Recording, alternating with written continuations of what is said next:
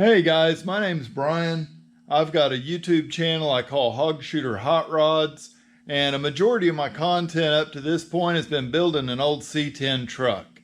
So I want to tell the story of the truck as I'm entering the international phenomenon of a car show that Deboss Garage is putting on. So starting out, I want to look at this table full of receipts here. This is what I got when I bought the truck, and the truck's got quite a story. One of my best friends growing up and his dad, they bought the truck from a guy that was from Lawton, Oklahoma. They bought it at a Chickasha swap meet here in Oklahoma. They gave $350 for this truck in 1995, and the receipt pile is just huge on the things that they bought. Ron was kind of a detail-oriented guy when it came to keeping the books, so he's got every receipt in here from every part that they bought. I mean, you can look at the stack of O'Reilly's receipts here.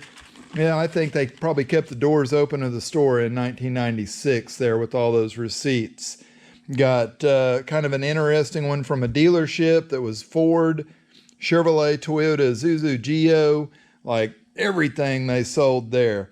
Got some stuff from Eastwood, got M&M Auto Wrecker Company there in Belton, got a welding supply store, even have a receipt from the old Pete and Jake's there in Peculiar, Missouri, dated January of 1996. That's pretty interesting. And like I said, Ron kept track of everything, so he put together a really nice Excel spreadsheet here to show me just what a good deal I was getting by buying this truck. I mean, he had $4,100 invested in this thing, and he wanted $3,500 for it. And we're talking about a truck that was a bed sitting on a boat trailer with the cab, the fenders and the hood inside of the bed. Other parts were upstairs. This thing was in a million pieces. I'm a terrible photographer, so I didn't take any pictures of it, but we spent like 2 days dragging parts out, putting stuff back on the frame, and getting it ready to make the journey from up there in Missouri back down into Oklahoma where I live. I bought the truck in 2014, so it's kind of a long hauler even now. I've had it for 7 years, and I just got the thing starting running and driving about a month ago. So I've had it for quite a while, finally got it on the road. I'm just kind of sad that my buddy's dad didn't get to see it out running and driving and painted, because he had actually passed away of a heart attack in 2016. So unfortunate, but that's just the way life goes, right? So at any rate, I've got some pictures I want to point out and show you guys, and then we'll go out and we'll look at the truck and kind of walk around and talk about it. All right, guys, so here we are looking at pictures. You can see this thing had to have a piece of a firewall welded into the front of the cab. It actually had an engine stuck back into the engine or the passenger compartment. Maybe that's part of the reason why they got the truck so cheap. But they painted the front of the frame here, and then they ended up stripping it all down to a bare frame, got it all sealed up with some primer there. Here's my buddy Devin standing there in the middle of their garage painting the frame on some sawhorses. They actually made it so far as to get a motor and transmission put in the frame. They got the cab there close to being ready to put on. Here's a picture of my buddy's dad, Ron, while he was sitting there. He's got a smile on his face with that painted frame. Here's the truck when they got her home, and it's like all kind of crushed and caved in on the bed. It was a rough truck, and man, they spent a lot of time working on it, trying to get it painted, doing all the different things that we do to get a project finished. And I started working on it with full intent of getting it done. It was a long bed truck, and I cut it down and made it into a short bed. We repainted the frame. I pulled a V8 motor to put in it. I built a rear end to put in it. Got the truck now to the point where it runs and drives down the road. I put some different seats in there, went back with more of a stock look. My buddy had filled all the marker light holes. They put drop spindles on it, flipped the rear end on top of the springs. So she was sitting pretty low, and I kind of like more of that stock look in those trucks. So let's go check the truck out now. All right, guys, so we're out here today, and I've got my 1972 Chevy C10 pickup here that I bought off my best friend's dad as an unfinished project. So you can see it does have the V8 engine in it, later model, center bolt valve covers, power brakes, and this truck did come out with factory air conditioning, which is cool. It's just hard to find all the parts to make it work, though, no matter how cool it is. I did clean up this front end, put a brand new chrome bumper on it, got a grill shell that was pretty decent, straightened out most of the stuff, stripped the anodizing off of it, and got it where it looks nice on the truck. I reversed the filling of the marker lights holes, or shaving them, and I put the marker lights back in all the way around the truck.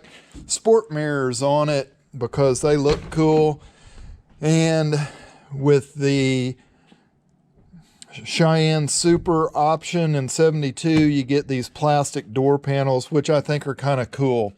Don't have a nice glove box insert, so it's still just painted blue there. I did get the retro sound radio in it, and a nice wooden steering wheel there, aluminum one, because I couldn't come up with anything else. I did put the 60/40 split bench in there with factory style carpet. Got rid of the gas tank behind the seat, which is always nice. I hate that gas smell inside of the truck when you're trying to have a good time driving it down the road. It does have the fuel filler back here inside of the bed, because I took and I put a Suburban fuel tank underneath here. One thing that's kind of unique about this truck is it has leaf springs instead of the coil spring trailing arm setup. Put full exhaust on it out here. Done a lot of work to it over the past 5 or 6 years that I've owned it. Really just built it as a fun truck to be able to go out and drive. I just wish my buddy's dad was still alive so he could have seen the truck finished up and on the road. He would be so proud of it, finally getting done.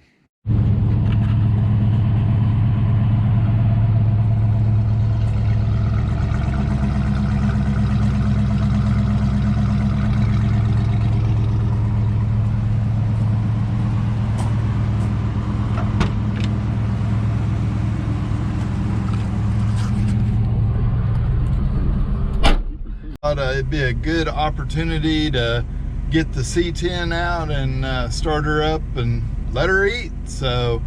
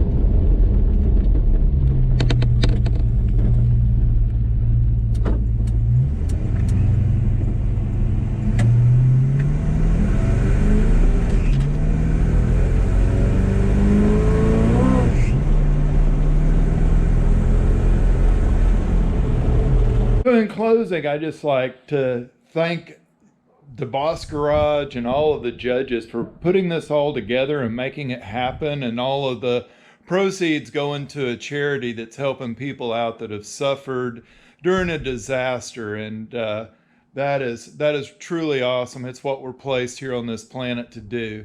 So I just thank you so much. And hey, we'll catch you on the YouTube.